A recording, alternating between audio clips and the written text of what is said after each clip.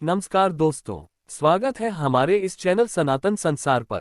दोस्तों, आप जीवन में कुछ नया सीखने की चाह रखते हैं तो चैनल को सब्सक्राइब जरूर कर ले। रामनवमी के दिन इन विशेष वृक्षों को छू करके चले आना, बहुत जल्द गरीबी दूर हो जाएगी, आपके जीवन में होगी धन की वर्षा।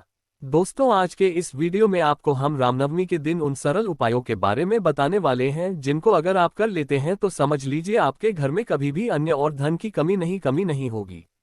आपके घर में सुख शांति समृद्धि में वृद्धि भी होगी। चैत्र मास के शुक्ल पक्ष की नवमी तिथि के दिन भगवान श्री हरि विष्णु के 21 अवतार के रूप में त्रेता युग में महाराजा दशरथ और रानी कौशल्या जी के घर मर्यादा पुरुषोत्तम भगवान श्री राम जी का जन्म हुआ था। इसीलिए दोस्तों, रामनवमी के दिन हमारे हिंदू धर्म में बहुत ही ज्यादा विशेष महत्व बताया गया है। अगर रामनवमी के दिन आप कुछ वृक्षों को छू करके चले आते हैं तो मान के चलिए आपके जन्म जन्मांतर की गरीबी कष्ट समस्याओं से आपको मुक्ति मिल जाएगी। आपकी जो भी मनोकामना होगी वह अवश्य ही पूरी होगी। दोस्तों, रामनवमी का दिन बहुत ही शुभ दिन समझा गया है। बता दें, इस दिन अमृत सिद्धि योग, ब्रह्म योग, इंद्र योग जैसे कुल 52 तरीके के नए योग बन रहे हैं। आपको बता दें, कुछ ऐसे वृक्षों के बारे में हमारे धर्मशास्त्र में बताया गया है जिसमें रामनवमी के दिन रहमान की महासर व शक्तिशाली शक्तियों का वास होता है। अगर सही मुहूर्त पर इन वृक्षों को आप छू करके चले आते हैं। दोस्तों, अगर आप अपने जीवन में किसी भी तरह की परेशानी से परेशान थे, दरिद्रता आपके पीछे पड़ी हुई थी, समस्याओं ने आपको घेर लिया था, इन तरह की समस्याओं से आपको मुक्ति मिल जाएगी। दूसरी तरफ आपकी कैसी भी मनोकामना हो, जैसे अगर आप नौकरी की तैयारी के थक चुके थे, आपकी नौकरी लग जाएगी, आपका बंद पड़ा व्यापार चल पड़ेगा, आपके पास जो धन आना बंद हो गया था धन आना शुरू हो जाएगा, जो आपके पास में फिजूल खर्ची थी फिजूल खर्ची रुक जाएगी और आपके घर में वृद्धि भी होगी। जिस कार्य को भी आप शुरू करेंगे उस कार्य में आपको सफलता हासिल होगी, ध्यान रखिएगा। दोस्तों, जिन विशेष वृक्षों के बारे में हम आपको बताने जा रहे हैं, धर्मशास्त्र के हिसाब से यह पावन वृक्ष हैं। मतलब कि सिर्फ इन वृक्षों को छू लेने भर से आपको अपनी हर तरह की समस्याओं से जहां एक तरफ मुक्ति मिलेगी, दूसरी तरफ आपके जीवन में आपकी जो भी होगी वह भगवान श्री राम जी के आशीर्वाद से अवश्य ही पूरी हो जाएगी। दोस्तों, हमारे धर्मशास्त्र में साफ लिखा हुआ है कि पेड़ पौधे वनस्पति में ईश्वर का वास होता है।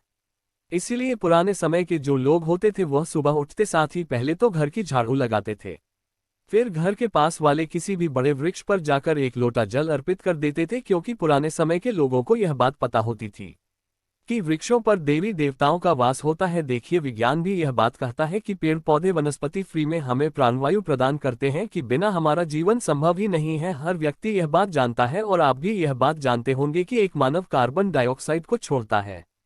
यह होती है जहरीली गैस, जिसको जो पेड़ पौधे वनस्पति होते हैं वह अवशोषित लेते हैं और बदले में ऑक्सीजन मुक्त करते हैं, मतलब हमको ऑक्सीजन देते हैं। इसी तरह से अगर आप अपने जीवन में समस्याओं से घिरे हुए हैं, नकारात्मक शक्तियों ने आपको घेर लिया है और आप इन देशों को छू लेते हैं, तो बस इन वृक्षों को छूने भर से मान के चलिए आपकी नकारात्मक शक्तियां वह पेड़ पौधे सूख लेंगे और आपके जीवन में सकारात्मक ऊर्जा का संचार ला देंगे। दोस्तों, ग्रंथों में भी बताया गया है कि रामनवमी के दिन कुछ ऐसे वृक्ष हैं जिन पर साक्षात भगवान श्री राम, माता रानी जी और ब्रह्मांड की कई सर्वशक्तिशाली शक्तियों का आभास होता है। दोस्तों, आपकी जानकारी के लिए बता दें कि रामनवमी का दिन एक ऐसा दिन है जिस दिन भगवान श्री राम जी की पूजा करने का एक अलग ही विशेष महत्व होता है। इस दिन माता रानी जी के 9 स्वरूप सिद्धिदात्री जी की भी पूजा पाठ की जाती है। नवमी का दिन इसलिए भी विशेष हो जाता है क्योंकि भगवान श्री राम, माता सिद्धिदात्री जी की पूजा के साथ इस दिन कन्या पूजन भी होता है। कन्या पूजन के बारे में आपको एक बात बता दे दोस्तों, कहा गया है कि अगर आप नवरात्रि के 9 दिन व्रत रख रहे हैं, पूजा पाठ कर रहे हैं, तो माता रानी जी इससे ज्यादा आपकी कन्या पूजन में खुश होती है। मतलब एक तरफ आप व्रत रख लीजिए, पूजा पाठ कर लीजिए और एक तरफ आप अच्छे से कन्या पूजन कर लीजिए। माता रानी जी आपकी कन्या पूजन से प्रसन्न होकर तुरंत ही आपको आशीर्वाद दे देती हैं। इसीलिए रामनवमी का दिन और भेजा का विशेष और महत्वपूर्ण हो जाता है।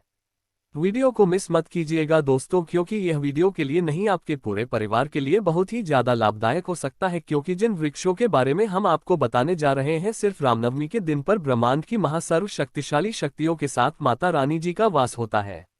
और इन वृक्षों को अगर आपने छू लिया हो, थोड़ी सी पूजा पाठ कर ली, जिसके बारे में इस वीडियो में हम आपको बताने वाले हैं, तो मान के चलिए दोस्त, आपके जीवन का हर कष्ट हो जाएगा खत्म और आपके जीवन की हर मनोकामना होगी पूरी। इसीलिए अगर आप भी चाहते हैं कि भगवान श्री राम और माता रानी जी के आशीर्वाद से आप अपने जीवन में बहुत ही तरक्की करें, कभी भी आपको अपने जीवन में किसी भी तरह की परेशानी का सामना न करना पड़े, आप जीवन में जिस कार्य को भी शुरू करें उस कार्य में आपको सफलता हासिल हो, तो पूरी सच्ची श्रद्धा और पूरे विश्वास के साथ पहले तो इस वीडियो को लाइक कर दीजिए और कमेंट बॉक्स में लिख दीजिए जय श्री राम, जय माता दी। एक काम कीजिएगा, सबसे पहला वृक्ष जो आपको नवमी के दिन अवश्य ही छू करके आना है वह है बेल का वृक्ष। बिल्कुल सही सुना आप लोगों ने दोस्तों, बेल वृक्ष एक ऐसा वृक्ष है जिसके प्रत्येक पत्ते में माता पार्वती जी का वास होता है। इस वृक्ष में आपको भगवान भोलेनाथ जी का वास मिल जाएगा। बेल वृक्ष की जड़ में भगवान ब्रह्मा जी का वास होता है।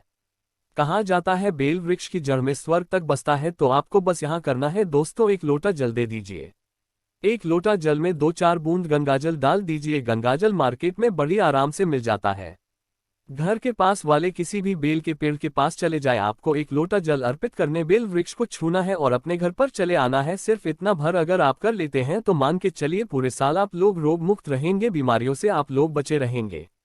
और मान लीजिए किसी बीमारी ने आपको जकड़ भी लिया था, घर लिया था, उस तरह की बीमारी से आपको मुक्ति मिल जाएगी, क्योंकि यहाँ पर आपको साक्षात महादेव जी का आशीर्वाद मिल रहा है।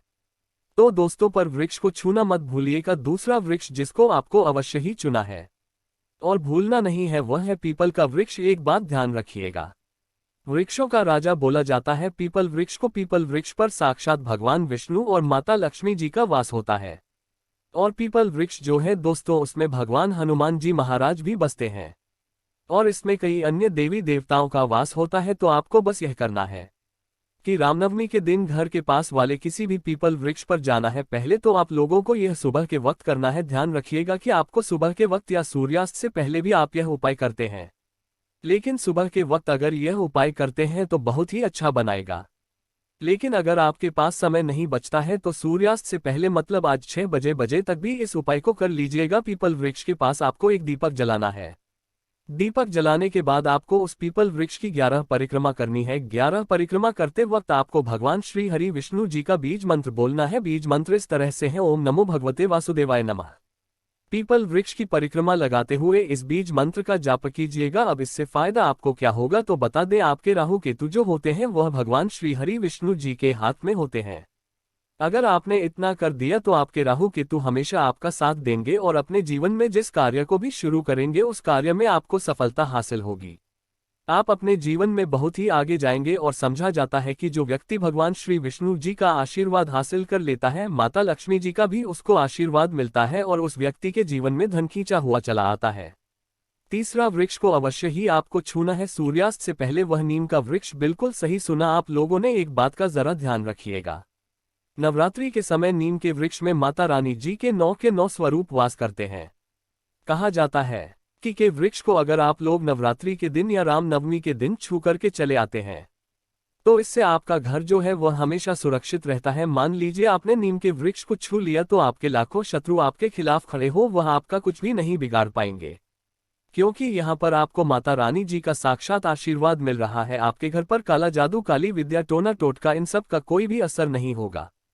तो आप लोगों को इस बात का विशेष करके ध्यान रखना है कि नीम के वृक्ष को आप लोगों को छूकर आकर घर पर पूजा पाठ कर लेनी है, क्योंकि रामनवमी का दिन है दोस्तों। और आखिरी वृक्ष जिसको आपको छूना ही छूना है वह अशोक का वृक्ष। बिल्कुल सही सुना आप लोगों ने। अशोक के वृक्ष को छूने से पहले इस बात का ध्यान रखिएगा, एक लोटा आप लोगों को कच्चा दूध लेना है, उसमें हल्दी मिला देनी है। अशोक वृक्ष पर जाए, इसे लौटे जल को अर्पित कर दीजिए और यहाँ पर इस वृक्ष को आपको छू लेना है, क्योंकि दोस्तों अशोक का वृक्ष एक अकेला ऐसा वृक्ष है जिसमें ब्रह्मांड की सारी शक्तियां अवश्य ही बात करती है। एकादशी हो गया, अमावस्या हो गई, पूर्णिमा हो गई, रामधनी हो गई, इन तरीके के शुभ दिनों पर ब्रह्मांड की सारी शक्तियां इस वृक्ष पर भास करने आती हैं। अगर आपके वीडियो अच्छा लगा हो तो कृपया चैनल को सब्सक्राइब करें। धन्यवाद।